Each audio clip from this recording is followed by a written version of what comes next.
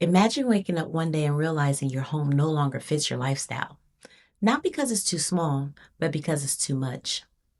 Hi, I'm Nahshon Moore with Red One Realty. For many homeowners, there comes a time when the question isn't, can I stay? It's, does the home still make sense for me? Downsizing doesn't mean giving up something. It often means gaining something back.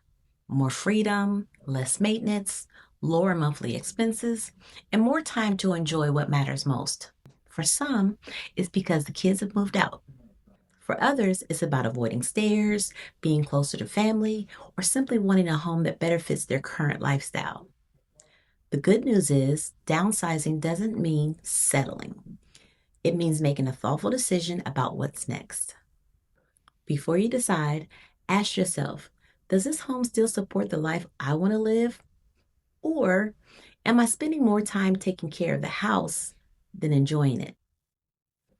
Sometimes the right move isn't a bigger home, it's the right home for the season of your life.